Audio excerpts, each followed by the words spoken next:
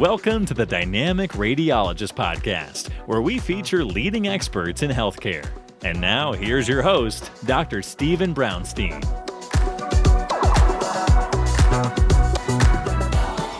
Hello, Dr. Stephen Brownstein here. I am the host of the Dynamic Radiologist Podcast. Through this platform, I have the great honor to interview top leaders in health and in business to discuss what they are doing to change the world. Some of the amazing guests that I have interviewed include Dr. Jeffrey Kronk, CEO of Spinal Kinetics, Smart Injury Doctors and Smart Injury Lawyers, Dr. Mike Carberry, CEO of Advanced Medical Integration, Dr. Donald DeFabio, and Howard Reese, CEO of the Teledentist. This episode is brought to you by Dynamic Medical Imaging. I started this organization 16 years ago and have experienced consistent growth and opportunity ever since. We have the only upright MRI in central and northern New Jersey. We have had patients consistently coming to our center from over 20 miles away. Over 25% of our patients are either claustrophobic or have failed to have their MRIs completed in a closed unit. They have come here to have their studies performed in a phonar upright open MRI. We have had over 3,000 doctors from New York, New Jersey, and Pennsylvania refer their patients to us. What is really telling, though, is that those same doctors who have referred their families and friends have come here for themselves to have their studies performed. Please check out our testimonial comments and interviews on our website, www.dynamicmedicalimaging.com, and see for yourself what your fellow patients have said about their great experience at Dynamic Medical Imaging. Our second sponsor is Spinal Kinetics. That I started over 10 years ago. We help medical providers of all specialties evaluate for the presence, location, and severity of spinal ligament injuries. If you do stress radiographs in any format, then you can send them to our trained doctors who use our special technology. Spinal Kinetics developed a technology called CRMA, or Computerized Radiographic Mensuration Analysis, which is advanced imaging measurement technology to accurately measure the exact abnormal motion problems that occur with a spinal ligament injury. If you have any questions, go to www.thespinalkinetics.com or email us at support@thespinalkinetics.com. Today, I have the great fortune of interviewing one of my close friends, Dr. Donald Olazio. He's a doctor of chiropractic, and he's been a chiropractor for many years. He graduated from Sherman College years ago before he attended Fordham University. He's been in private practice since 1984. Currently, he's in Elizabeth and Newton, New Jersey. He's president and managing partner of Integrative Physician Medical Group, healthcare consulting firm. He's been an instructor MUA for years and trained over 1,200 physicians for manipulation under anesthesia, and is an overall great guy.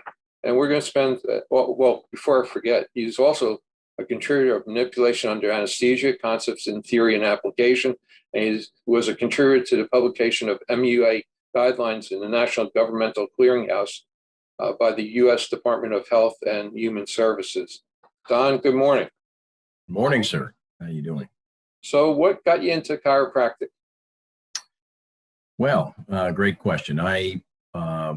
From the time I was very young, I had always wanted to do something that I thought would help people. My path actually led me to a pre-dental program in Fordham University. And after a couple of years there, I started thinking, well, do I really want to look in people's mouths for the next 30 to 40 years? Who really likes their dentist? Perhaps their wife, their mother, and their accountant, but nobody else. So I was looking for something that would allow me to help people.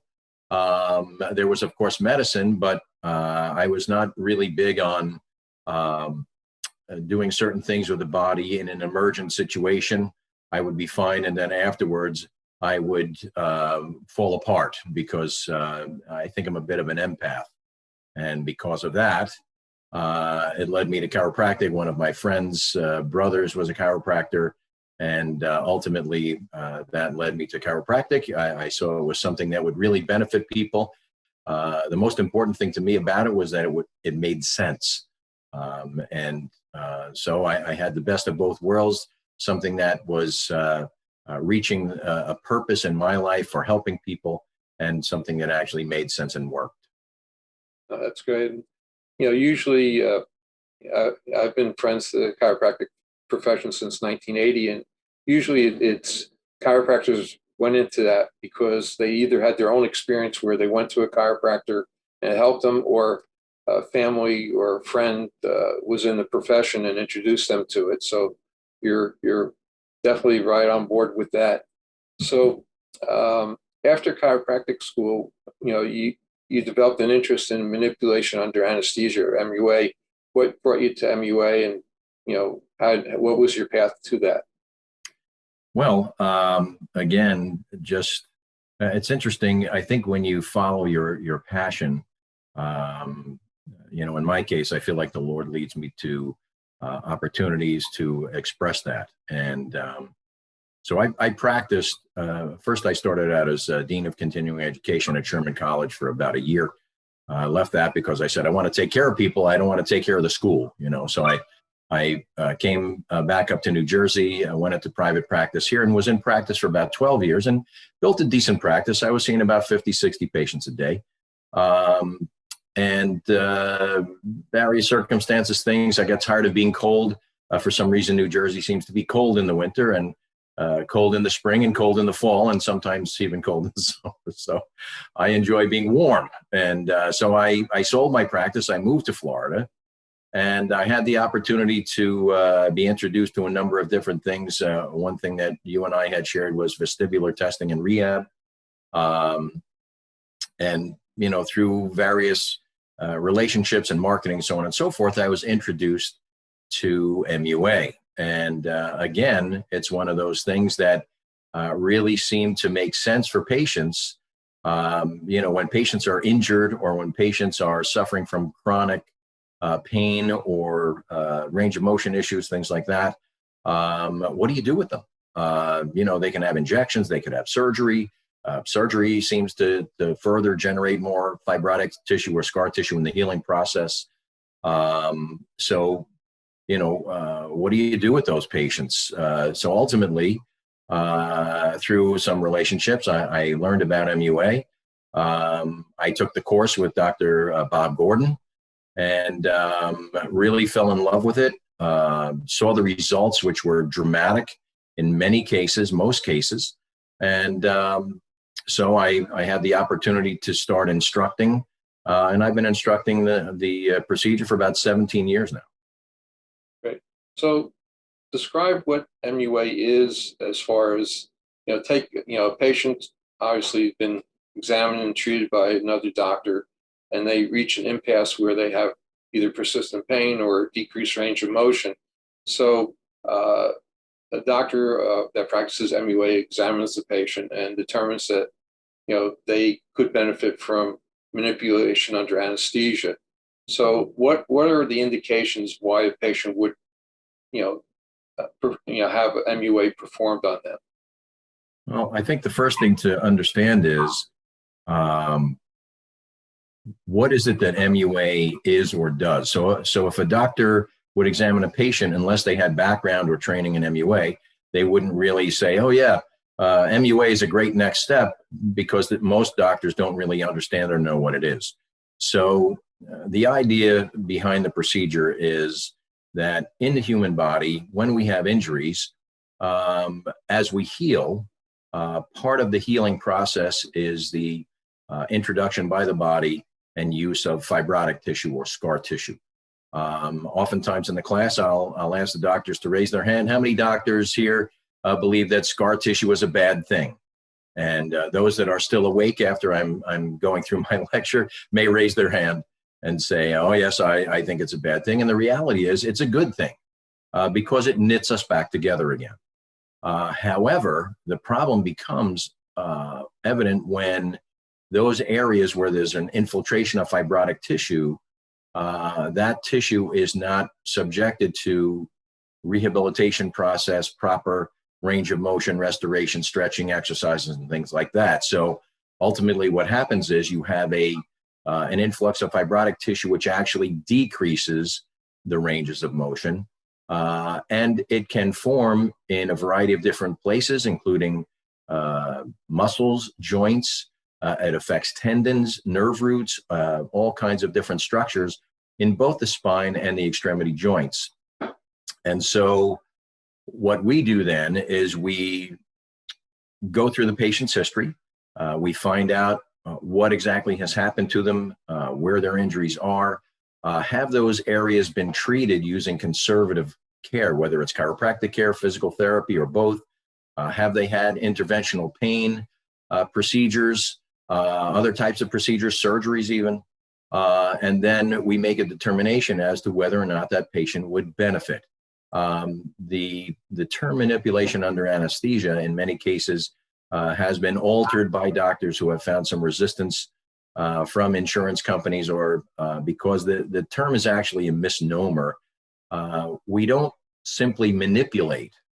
It's more soft tissue work, more soft tissue, if you will, manipulation, stretching, and that sort of thing, to break up these deposits or alter the deposits of fibrotic tissue. And once that occurs, there's a greater range of motion. Oftentimes, trapped nerves and affected muscles are released in terms of the effect of that fibrotic tissue. And then the procedure is followed up with about 4 to 8 weeks of physical therapy, post-care, in order to try to maintain the gains and keep those areas that have been restored where they should be. Are there any contraindications why a patient shouldn't have manipulation under anesthesia? Contraindications typically would include almost any, first of all, issues with anesthesia. So if a patient is morbidly obese, or if they have some health condition which would otherwise prevent them from having a successful opportunity to use anesthesia. And we use a very mild form of anesthesia. It's not conscious sedation. The patient is sleeping, but typically we use propofol and Versed, which are used commonly in dental work and colonoscopies and those sorts of procedures. Patients do very well with it. They don't really have bad reactions to that. Other indications would be if, let's say, patients have had cardiac issues, they need to get clearance from their physician for that. If they have had significant joint or disc injuries where there are in the disc annular tears, or if there are tears in the shoulder joint or knee joint or whatever that have not been addressed by an orthopedic surgeon, that's typically contraindicated. Certain diseases where there are propensities for fracture or bleeding, internal bleeding, things like that should be avoided. Typically also those contraindications to any manipulation of the spine and joints as well. So if you would not manipulate or adjust a patient in your office, it would be wise probably not to manipulate or work on that patient while they're under anesthesia. And complications of the procedure is usually mostly due to the anesthesia. Yeah, typically we have found that the majority of issues that, and there are honestly relatively very few issues with patients as far as having adverse reactions, but the majority of them have been related to anesthesia. Sometimes some of the doctors are overly aggressive, and you could potentially, although again it's very, very rare, have a fracture situation or whatever. But honestly, I mean, I've done the procedure in excess of 3,000 times, and I have never had a negative incident at all. And that part of that is the care that we take in evaluating the patient and qualifying the patient as a candidate for the procedure. And then, of course, the care that we take, the teams that we work with, it's a team approach. This is not a chiropractic procedure. It's a medical procedure. It is done with a medical team. There's an anesthesiologist, there are nurses, there are physicians, and chiropractors all working together typically to allow this procedure to go forward without any contraindications or pardon me, any adverse reactions. Oh, that's great. So you mentioned that it's a team approach doing the MUA, but there seems to be an overall uh, migration, if you will, for chiropractors to get into either multi-specialty group or integrated practice. What's your feeling about the role of chiropractic in a more global approach to the patient? Well, one of the delights for me has been the opportunity to work with some really terrific medical physicians. In the past, obviously, most people know that there was some enmity between chiropractors and medical physicians.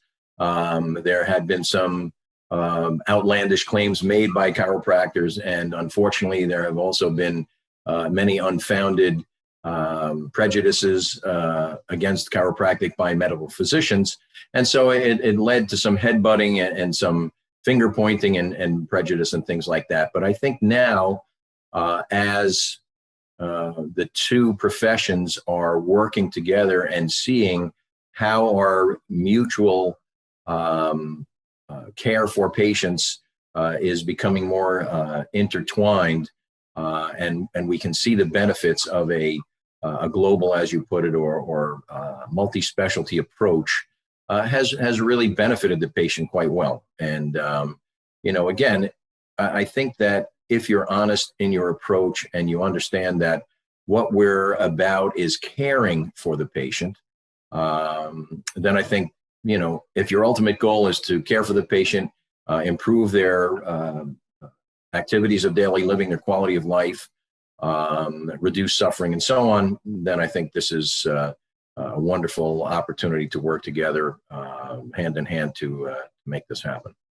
That's great. One of my friends, Dr. Stan Pierce, has developed the Epic technology upper cervical, and his concept is the clinics that he's going to have franchises own, that they'll have a more not integrated practice under one roof, but strong connections with other specialties to make sure the patient is properly cared for, but yet chiropractic wouldn't be totally assimilated like some of the things now where in fact I heard a rumor that Parker College is offering two paths. One includes chiropractors not learning how to do manipulation, and Wow. it reminds me of osteopathy, where osteopathic manipulation is an elective now, and NYIT, it's an elective, so, but they have full license. And it seems that, for years, over 40 years, a certain percentage of your fellow chiropractors want to become real doctor, quote unquote, real doctors. And, to this day, there's still this current or undercurrent of,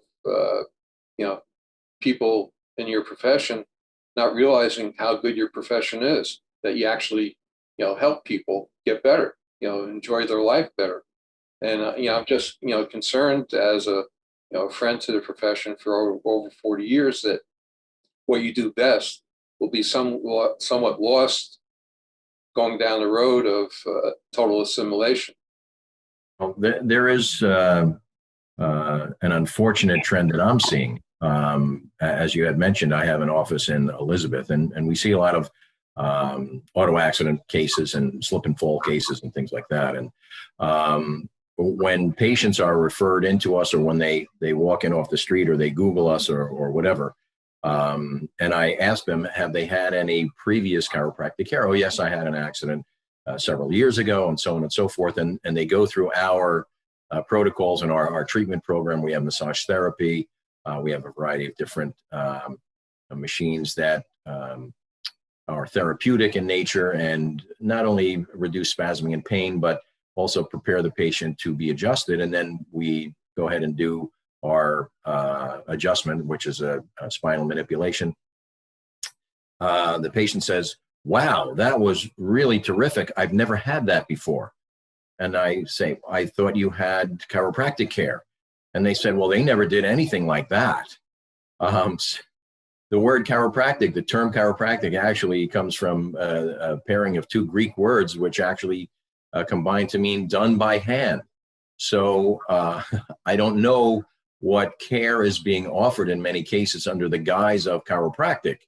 But you're right, it is unfortunate that there are a number of different docs out there who are not being trained or who are not comfortable enough to do spinal manipulations and adjustments on patients, which is, in my mind, the most critical part of their rehab process. Because when you're injured, especially in high velocity type traumas, auto accidents, and so on, it changes the biomechanics and the dynamics of the spine, which can ultimately not only result in initial problems, but down the road, months or years later, patients will have developed degeneration in the spine, degenerative discs and arthritic conditions and so on, which could have been avoided if the biomechanics of the spine were addressed initially in the first place.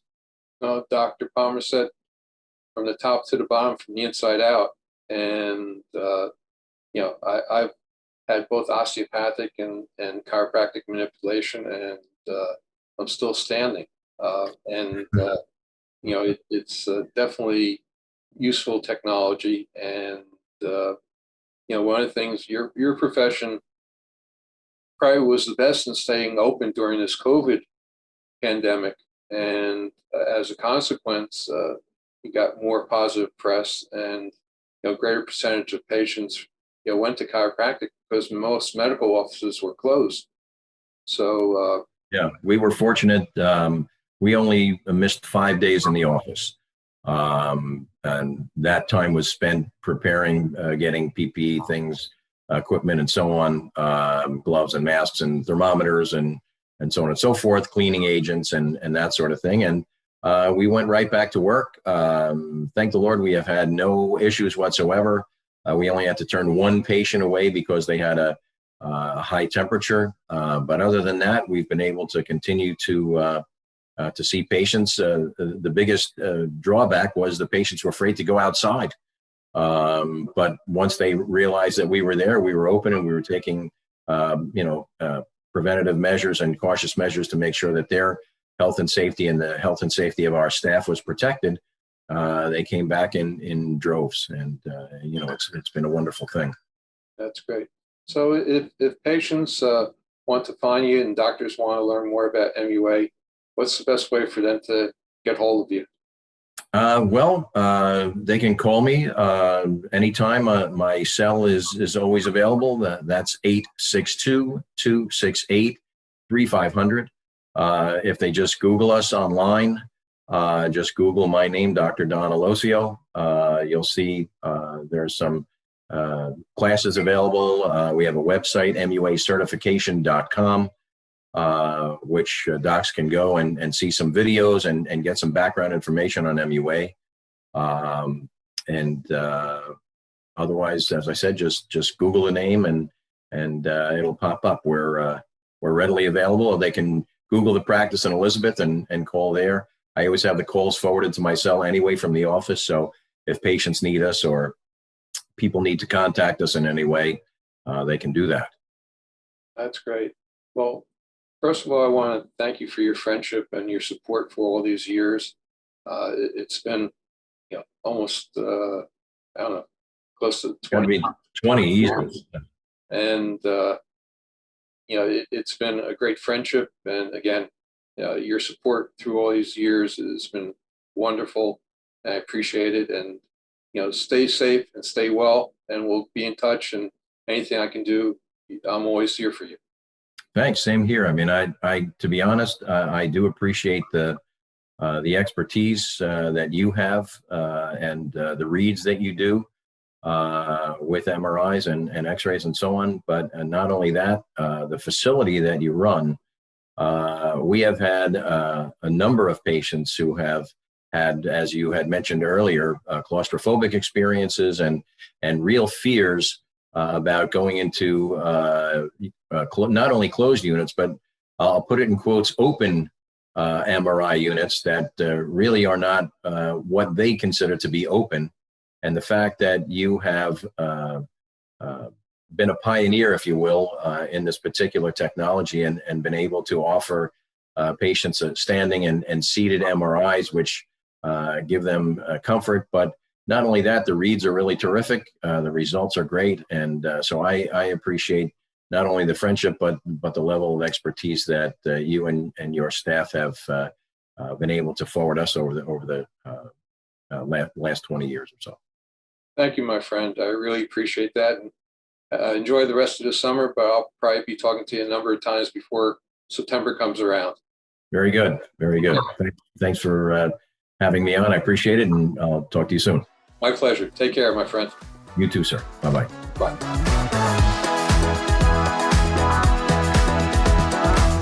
Thanks for tuning in to the Dynamic Radiologist Podcast. Make sure to click subscribe to get updates on our latest episodes.